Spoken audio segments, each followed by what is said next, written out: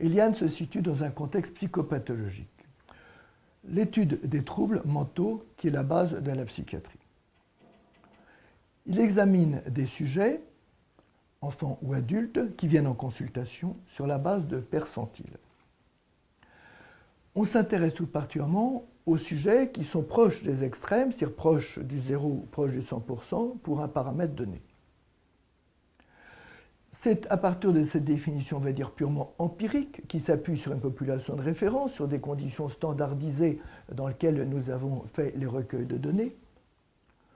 Mais vous allez dire, est-ce que des sujets qui sont un peu extrêmes par rapport à une population normale, une population scolaire ou des étudiants ou des jeunes adultes comme nous avons pu en avoir, est-ce que ce sont des sujets malades?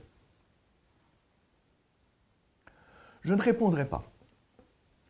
Mais nous avons essayé une option opposée.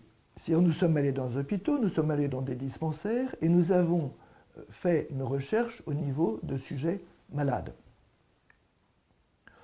Or, nous avons été très déçus. Parce que ce soit au dispensaire, que ce soit à l'hôpital, il y avait des gens qui avaient des paramètres totalement normaux. Pourquoi?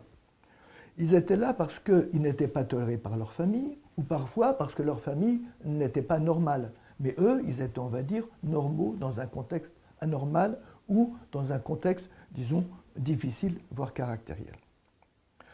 Et dans les hôpitaux aussi, nous avons eu des sujets si fragiles ou si malades que nous ne pouvons pas les interroger sous peine de les faire craquer. La psychopathologie, d'une manière générale, se traite en termes de trop peu ou de trop. On dit nous avons tous un fond névrotique, nous avons tous un fond psychotique, nous avons tous un fond pervers. Ça ne veut rien dire, parce que la perversion, la schizophrénie, la névrose se caractérisent par l'excès dans un sens ou dans un autre. Donc en fait, notre approche, c'est de dire nous sommes à l'extérieur de la normalité statistique. Vous connaissez tous la courbe de Gauss. La partie centrale, celle-là, ne nous intéresse pas. Eliane, d'ailleurs, je dirais, est relativement mauvais à ce niveau-là. On ne peut pas le traiter au niveau de la moyenne. Par contre, au niveau des extrêmes, nous sommes très forts. Là où, par exemple, un WISC ou une WIPSI donnerait des résultats hétérogènes, donc inutilisables, là, nous pouvons donner des informations très précises.